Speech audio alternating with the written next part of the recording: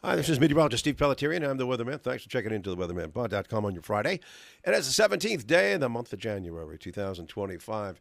And a little bit of a break for much of the central and eastern portion of the nation from all the cold.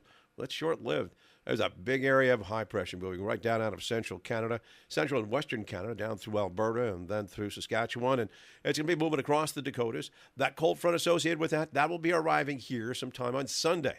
Now, initially, the cold air is not that bad, but once it gets entrenched, it looks like temperatures on Monday, Inauguration Day, and Dr. Martin Luther King Day, Holiday Monday, is going to be generally in the 20s, but only in the teens to near 20 degrees in places like New York City, Baltimore, 20 to 25, D.C., also in the low to middle 20s. Boston area, probably only in the middle teens. So progressively north, colder, progressively south, still all below freezing, and that's going to be on Monday, Tuesday, and Wednesday of this upcoming week. So we've got some very cold weather coming our way. Now, once that front moves through, a secondary area of low pressure is going to form along the front, probably across the Tennessee Valley, and that could bring some snow once again from D.C. to Baltimore, New York, Philly, and even up into the Boston area. It all depends on the timing and the amount of intensity once the storm gets to the eastern seaboard. But that will be sometime Sunday night, early Monday. Then the high pressure moves in with very cold readings right through midweek. If you're flying on this Friday, we've got generally clear conditions in the New York area. The winds are on the lighter side. Looks like decent up in Boston. No problems out in Cleveland and down in Atlanta. Looks like some rain is moving in there, but that doesn't look like low IFR weather, so no major delays into the Atlanta area. Charlotte also looking fair. Dallas-Fort Worth, a little warm front might be bringing some scattered showers there. And also in the Houston area, some occasional light rain and fog, so some slight delays into Houston. Central and South Florida looking fairly good, although there will be some thunderstorms from Miami across to the Keys and over also to Fort Myers at RSW. Looking at the West Coast, continued dry conditions from L.A. all the way up to the Washington, Portland area.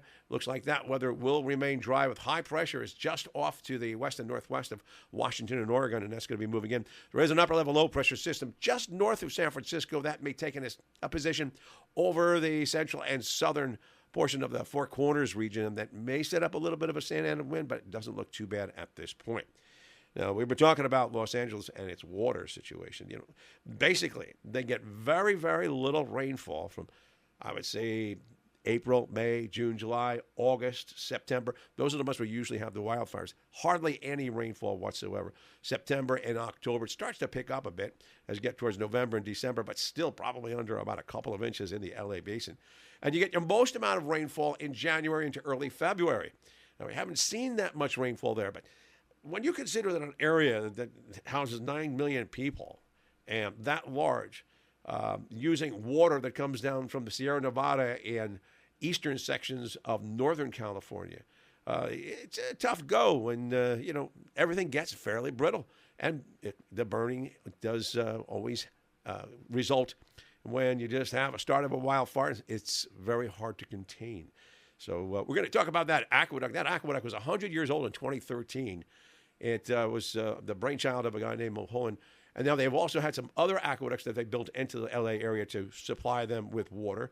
That's where they get most of their groundwater. The LA River basically only exists half the time and is fairly polluted and under concrete as well. There are some other streams and tributaries too, especially up in the San Gabriels. However, for the most part, LA is fed by an aqueduct system and is basically a very, very dry place, except for the winter months. I'm Meteorologist Steve Pellettiere, and I am the Weatherman. We'll talk more about the aqueduct system in L.A. and how that came about and where you can see it if you're out that place. Yesterday I talked to us about the 405 and the 101. You can see that cascading water coming down, the concrete aerators. In other words, it comes from the top of this hill, and then it has to go through the concrete. And what it does is it aerates the water. That's why it looks so foamy when it comes on down. And then eventually goes into the reservoir system and then into the L.A. Water table, water system for everyone, pumped up into the top of those water towers, which increases or causes the pressure to stay steady. And then, of course, when we had the fires, those towers were depleted, couldn't fill them up fast enough, and that's why they didn't have enough water to battle those fires. But we'll talk more about that as we get into the weekend, Saturday and Sunday. In the meantime, I hope you have a great Friday.